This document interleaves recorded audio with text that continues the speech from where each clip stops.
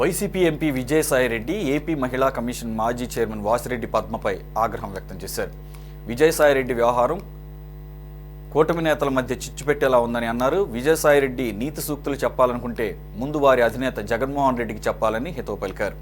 అసలు రాష్ట్రానికి ముఖ్యమంత్రి ఎవరుండాలో డిసైడ్ చేసే స్థాయి విజయసాయిరెడ్డిది కాదంటున్న వాసిరెడ్డి పద్మతో మా ప్రతినిధి మహేష్ ఫేస్ టు ఫేస్. మీ ప్రభుత్వంలో చిచ్చు పెట్టే విధంగా వైసీపీ నేతలు ప్రవర్తిస్తున్నారని తీవ్ర ఆగ్రహం కూడా వ్యక్తం చేస్తున్నారు. మాజీ మహిళా కమిషన్ చైర్మన్ వాసిరెడ్డి పద్మ ఉన్నారు. మేడం చెప్పండి, ఈరోజు విజయసాయిరెడ్డి గారు కూడా పవన్ కళ్యాణ్ సీఎం కావాలని కూడా ట్వీట్ చేశారు. అలాగే నిన్నగాక మొన్న కూడా చంద్రబాబు నాయుడు కానీ అటు లోకేష్ కానీ కూడా ముఖ్యమంత్రి పదవికి అనర్హులని కూడా అంటున్నారు. అంటే దీన్ని ఏ విధంగా చూస్తున్నారు అసలు? ఇప్పుడు ఈ రాష్ట్రానికి ముఖ్యమంత్రిగా ఎవరు ఉండాలి అని చెప్పేటటువంటి ఏదో ఒక చిచ్చు పెట్టాలి అనేటటువంటి ఒక చిల్లర రాజకీయం అనేటటువంటిది విజయసాయిరెడ్డి చేశాడు. ఆయన చేసేది ఎప్పుడు చిల్లర రాజకీయమే. ఇవాళ పెద్దల సభలో ఉంటూ చాలా అల్పమైనటువంటి చిల్లర ట్వీట్లు పెట్టడం అనేటటువంటిది ఆ విషయంలో ఆయన దిట్ట. అంత చిల్లరగా ఎవరు వ్యవహరించలేరు. ఆయన పెట్టినటువంటి ట్వీట్ వెనుక ఇది డైరెక్షన్ జగన్మోహన్ రెడ్డి గారిది, యాక్షన్ విజయసాయిరెడ్డిది. ఇది ఎందుకు ఈ రోజున ముఖ్యమంత్రి అనేటటువంటి దాన్ని ఒక వివాదం చేయాలని చెప్పి చూస్తున్నారు అంటే, ఇవాళ రోజుకొక అక్రమము, వీళ్ళు చేసినటువంటి అవినీతి, వీళ్ళు చేసినటువంటి మాఫియా రాజ్యము రోజుకొక విషయం వెలుగులోకి వస్తుంది. వీటిని డైవర్ట్ చేయడానికి, తమ తప్పులన్నీ ప్రజలు ఆలోచించకుండా చేయడానికి ఈ రోజున ముఖ్యమంత్రి పదవి అనేటటువంటి దాన్ని ఏదో వివాదం చేయాలనేటటువంటి చాలా చిల్లర రాజకీయం. ఇది ప్రజలు చాలా అసహించుకునేటటువంటి రాజకీయం. ఇంత దరిద్రమైనటువంటి రాజకీయం చేస్తే ప్రజలు ఎప్పుడూ కూడా హర్షించరు. నేను చెప్తున్నది ఏంటంటే, విజయసాయిరెడ్డికి మీరంత సలహా చెప్పాలి, ఏ పార్టీలో ముఖ్యమంత్రి ఎవరు ఉండాలి, లేకపోతే రాష్ట్రాన్ని ఎవరు నాయకత్వం వహించాలని సలహా చెప్పాలనే ఉబలాటం ఉంటే ముందు జగన్మోహన్ రెడ్డికి సలహా ఇవ్వండి. విజయమ్మ గారిని తీసుకొచ్చి వైఎస్ఆర్ కాంగ్రెస్ పార్టీకి సారథ్యం వహించమని సలహా ఇవ్వండి.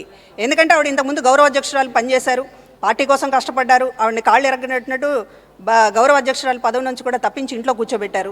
ఆవిడని తీసుకొచ్చి మీ పార్టీకి బాధ్యత తప్పు చెప్తే, ఎందుకంటే జగన్మోహన్ రెడ్డి గారు పనికిరాడని ప్రజలు తీర్పిచ్చారు, ముఖ్యమంత్రిగా పనికిరాడని తీర్పిచ్చారు, పార్టీని నడిపించడం చేతకాదని తీర్పిచ్చారు, క్యాడర్ కూడా అదే అభిప్రాయపడుతోంది. అలాంటప్పుడు విజయమ్మ గారిని తీసుకొస్తే మీ పార్టీ ఏమైనా బతుకుతుంది, లేదా షర్మిల గారితో శత్రుత్వం కూడా కొంచెం తగ్గుతుంది. కాబట్టి ఆ సలహా ఏదో పార్టీ మార్పు అనేటటువంటిది, నాయకత్వ మార్పు అనే సలహా జగన్మోహన్ రెడ్డికి ఇవ్వండి, అది చెల్లుబాటు అవుతుంది. ఇతర పార్టీల్లో మీ సలహాలు ఏమి చెల్లుబాటు కావు కదా. మీ పార్టీని బాగు చేసుకునేటటువంటి సలహా ఏమన్నా ఇంగితం ఉంటే ఆ సలహా ఇవ్వండి, ఇచ్చి మీ పార్టీని బాగు చేసుకునే ప్రయత్నం చేయండి. ఎదుటి వాళ్ళకి శుద్ధులు చెప్పే ముందు మీ వెనుకున్నటువంటి తప్పులు, మీరు విషయం వ్యవహరిస్తున్నటువంటి తీరు మీద ఒకసారి ప్రజలకు వివరణ ఇవ్వండి.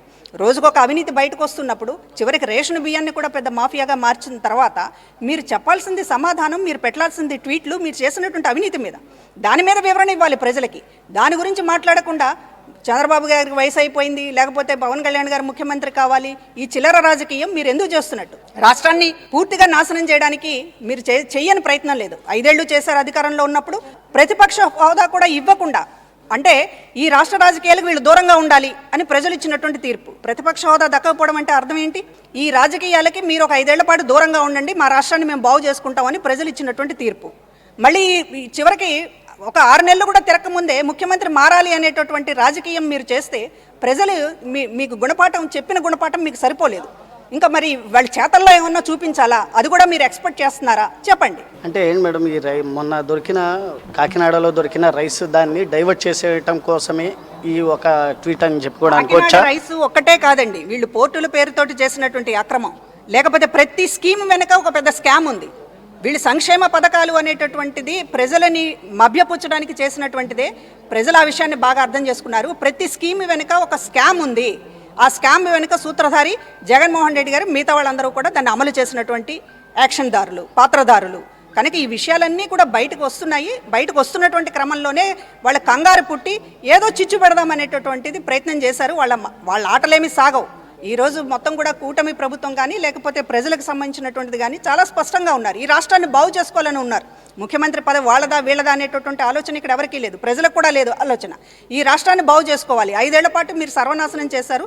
ఈ రాష్ట్రాన్ని బాగు చేసుకోవాలని ప్రజలకు ఉన్నది కాబట్టే ఇట్లాంటి చిల్లర రాజకీయాలు ఏమాత్రం పని చేయవు. ఇది వైఎస్ఆర్సీపీ పాలనలో ప్రతి స్కీమ్ వెనుక కూడా ఒక స్కామ్ దాగుందని, అవన్నీ కూటమి నేతలు బయటికి తీస్తున్నారనే క్రమంలోనే ఇలాంటి చిల్లర ట్వీట్లు విజయసాయిరెడ్డి చేస్తున్నారని, పెద్దల సభలో ఉంటూ ఇలాంటి చిల్లర ట్వీట్లు చేయటం కూడా మంచి విధానం కాదని చెప్పేసి హెచ్చరికగా చెప్పారు మాజీ రాష్ట్ర మహిళా commission chairman Vasireddy Padma. Cameraman రంగాతోటి జర్నలిస్ట్ మహేష్, విజయవాడ నుంచి.